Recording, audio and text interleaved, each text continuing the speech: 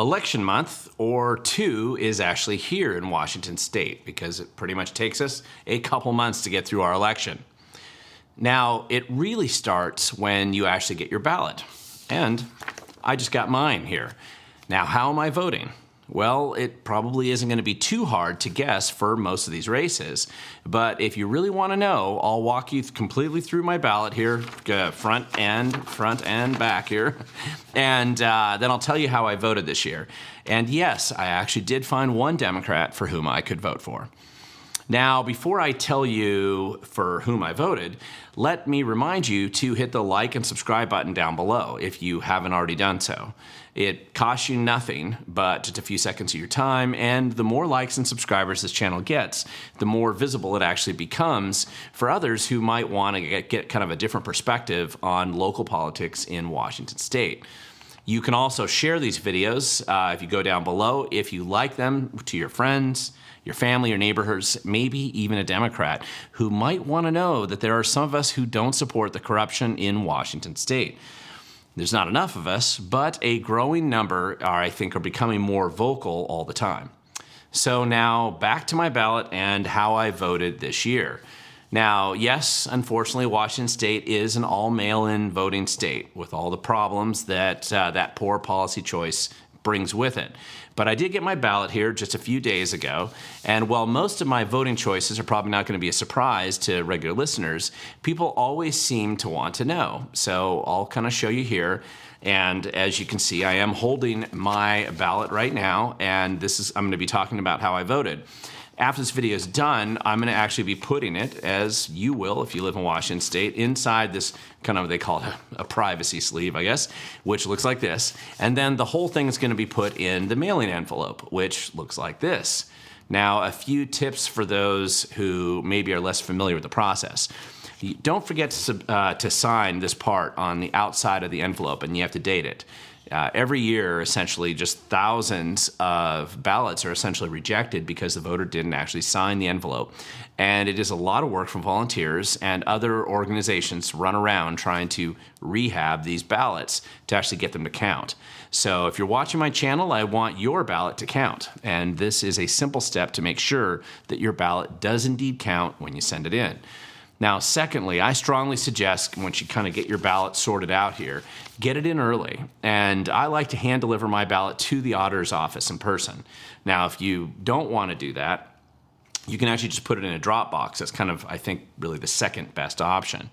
But worst case scenario, you can roll the dice and let the post office deliver it for you. But with all the recent challenges, especially if you live rurally, that the federal bureaucracy has experienced at the U.S. Post Office, I really strongly recommend that you mail it super early if you want your ballot to actually get there and be counted in time. Please don't wait until the very last minute. There's always things that can happen to distract you and make you think that you voted when you actually forgot to send the ballot in. Now listen, I'm sure that you or somebody you know probably had the same experience that I had 20 years ago or so when I wasn't as politically active as I am today. And I remember this. I actually just filled out my ballot. I had it ready to go, just like I do right now. And I put it in my truck, just ready to drop it off the mailbox. However, stuff just got piled on top of it, and there it sat, forgotten, until I discovered it. I think it had slipped underneath my seat at the time, but I discovered it in a cleaning frenzy, kind of when I was cleaning out my truck for some reason, a few months after the election had ended. And I remember I actually thought I had voted at the time, because I remember filling it out, but in reality, I'd filled it out but never got it mailed or delivered. Now, I am positive that I am not alone with that experience. I'm sure it's something like that has happened to you or somebody you know. So I encourage you to get your ballot delivered to your local auditor by hand or maybe the elections office as soon as you possibly can. So, how did I vote?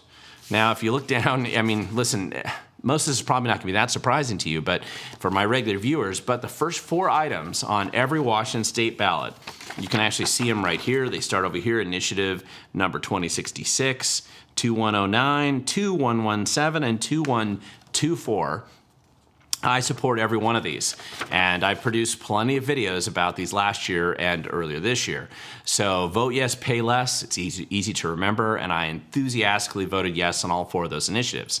In my opinion, for Washington State voters, these first 4 votes may very well be the most consequential when it comes to a decision that can actually impact the cost of living and your life moving forward. Now, the next 10 seats essentially just include basically 3 federal and 7 partisan state offices, kind of like this one right here for the governor's race. I'm voting Republican in all of those races. It's probably not a surprise. There have been many times in the past when I voted for the occasional Democrat in those seats. I used to always support Democrat Brian Sontag when he was state auditor, for example.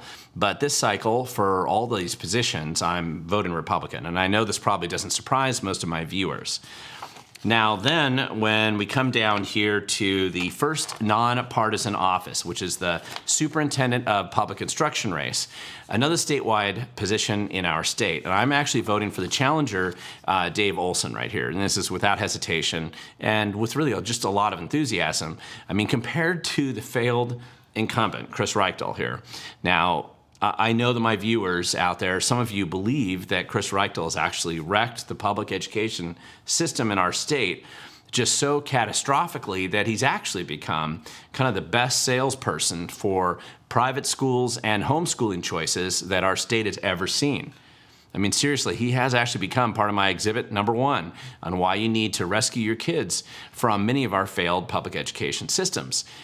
However, and you do have a point with that observation. However, I don't think that we should reward harmful and destructive elected officials just because they're doing such a good job destroying everything they touch. Reichtel has wrecked everything that he touches, and he doesn't deserve anyone's vote. So I voted for Olson. Now, the next one after that, kind of when you look down here, the next partisan position, kind of in the bottom corner of most of your ballots probably, is the Insurance Commission. And the insurance commissioner is typically listed next. It's kind of the last one on the ballot, and people don't pay attention to this race enough. This is the last partisan statewide office that you're going to find on your ballot, not including judges, which also are nonpartisan. Now, Phil Fortunato is a no-brainer if you want insurance rates to be lower.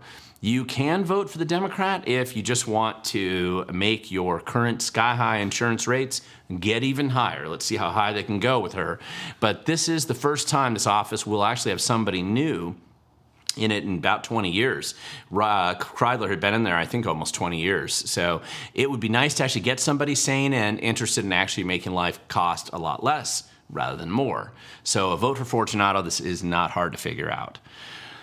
Now, after this, it just really depends on which district you live in Washington State. You either have basically 2 state legislative seats, or you have both those and a Senate seat, plus basically the 2. So you would have all 3 on your ballot. And that's what I have where I live. These are also partisan seats. These are for the state legislature and the state Senate. This means that they reveal their party affiliation in the ballot. Now, I live in the 20th legislative district, which is one of the most conservative legislative districts in Washington State. It's certainly on the wet side of the state anyway. But there's 2 of the Republican incumbents there running unopposed, State Senator John Braun and legislator Ed Orcutt. That's pretty easy to look in those races. And then the second state legislator, Peter Arbarno, actually has a less serious candidate that's running against him. And I am voting for Peter. And I'm going to point out that this other guy is claiming that he's part of I'm going to quote this here. It's the what do they call it? The Culture Republican Party. And I'm voting for Arbarno. But just a quick pro tip out there for future candidates who are actually running for office. You don't want to, if you just don't want to be taken seriously in some cases, if you just try to come up with some type of cute name for your party preference. It might seem cool at the bar or at the wine and cheese club meeting maybe, but most voters really don't have time to sort out the nuance that you want to imply. And I don't really see it work well. So for some local races, which I'm going to cover in a few seconds, I think you can actually get away with being an independent. But generally, you do better making your party preference just more clear for voters. Now, the further down this ballot that I go, the less likely it is to look like the ballot where you live when I look further down here. So, however, if you live in Thurston County like I do, then you have 3 commissioner races to vote on. Now, here's where I actually do vote for a Democrat. And I'm actively voting here for Carolina Mejia. And she's a Democrat. She's running unopposed.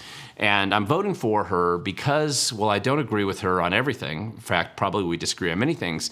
Unlike the rest of the Democrats in our county, she opposed releasing violent sex predators secretly into our community. She was one of the few Democrats who stood up and opposed that. I also think that she takes her office seriously, and she voted to actually remove Commissioner Klaus from her commission or her committee seats after Klaus had kind of her clownish antics in office, and I did a video about this. And I believe Commissioner Mejia here actually cares about the people who live in our county and doesn't want to rip the taxpayers off. This is actually a rare characteristic in a Democrat, and even in some Republicans, unfortunately, who should know better. So I'm voting for her with no hesitation. Now, in Commissioner District number 2, which is J.W. Foster, I'm voting for him. He's the former mayor of Yelm. And I am, again, sure, I mean, J.W. and I probably don't agree on everything, but he is light years ahead of future clown Rachel Dreon, who basically appears focused on destroying our county if she gets into office. And then, of course, the final commissioner race in District 4, I'm voting for Rob Lehman with no party preference. The incumbent Fournier has been too supportive of tax increases and not digging into missing money in Thurston County. However, and I think it's always important to be fair, he does deserve a call out for agreeing with Commissioner Mejia to keep Commissioner Klaus off her committee assignments. So I'm generally trying to find people more willing to help our county and the people who actually live here and not trying to grift off the taxpayers. It's tough to find people like that, unfortunately. Now, then we have the only contested Supreme Court judge position in the state this year, and this is, again, an easy vote for Dave Larson. If we could get Dave Larson on the state Supreme Court, he would actually bring some desperately needed sanity into a clique of very narrow-minded, very delusional judges who have largely lost touch with our state constitution, normal people, and reality in general. So we need a judge in that position, not completely corrupted by the political elite, and Dave Larson is an easy choice in that position.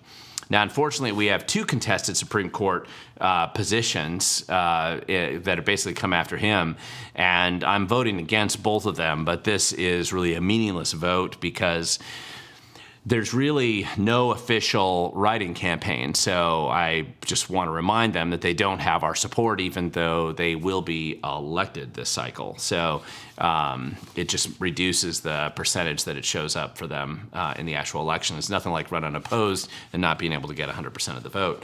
I also have a Court of Appeals judge position, too, where I live. That'll be different where you live, maybe. But that, again, I'm going to do the same thing. I'm going to vote for other, basically for the same reason. It's disgusting, unfortunately, that we don't have more judges and more judge choices, considering how horrific our state judges and the courts have become over the past 15 years or so. And finally, really, I'm coming to the very end. This is my last position on my ballot as our Public Utility District Commission, and I'm not sure either person in that case is a good choice for our community, but this is who we're stuck with right now. Generally, I vote for the person with the least establishment support when I see very poor options like this, so I'm going to be voting for Bruce Wilkinson, but I'm not really sure that he'd be any better or worse than Linda Osterman in that position. Since the Thurston County Democrats endorsed Osterman, I kind of think that swayed me into Bruce's camp, but if he does win this election, I hope to see him be more independent than Osterman ever would be. Now, our county PUD is pretty incestuous politically and has generally become just a local grifting operation with little concern for keeping costs low for the taxpayers. That's a very local issue. Where you live, your ballot's going to probably look quite a bit different than mine. Now, that's it for me right now. This is how I voted. That's only people that were on my ballot. Now, let me know if you found this video helpful. I'm not really sure anyone really should care much for who I vote for, but people always ask, so I'm telling you now. And you won't offend me if you don't care. I get it. I really do. However, this is a video that I'm doing, and again, just is in response to some questions about how I'm voting, and since I produce videos about elections and local politics, this doesn't seem too far off topic. Now, regardless, I believe that the most consequential votes for anybody who lives in Washington State this year is going to be the 4 initiative votes. Vote yes, pay less. If those all pass, it will absolutely change our state for the better. And it's going to provide a desperately needed sanity check for the establishment kind of grifting class who just seem entirely clueless about the damage they do to us with so many of their policies and the choices while occupying public office. And of course, squandering your life energy, which is essentially our tax dollars. Now listen, voting is the bare minimum thing that you can do, I believe, to have an impact in our state and in your community. I mean, it's the barest of bare minimums. You aren't a hero because you vote. This is just the barest level of civic engagement that we all must have. I mean, it's important, but it's not the only thing. Voting isn't enough to change the bad direction that our political establishment has clearly taken us, but it helps. And if good people don't vote, it absolutely can hurt us even more because it's only going to get worse. So in the end, I believe more assertive activism and organizing your neighbors, friends, and political allies, some of whom you don't realize yet are actually on your side. This next step, well past just voting, is where I believe the difference begins. Sharing the truth about what's happening in our communities, these actions, these kind of add up over time. And if you show up to have an impact, then I believe you are going to help shift the balance, probably more than you realize. What won't help, and in fact probably contributes to the problems that we're experiencing right now, is the apathy, laziness, or willful kind of self-immolating behavior where people surrender their future to others who make the decisions, usually for the worse, for their community. So you can't win every political fight or battle, but you do lose every time you do nothing and don't show up. Because, as I always say, the future belongs to those who show up.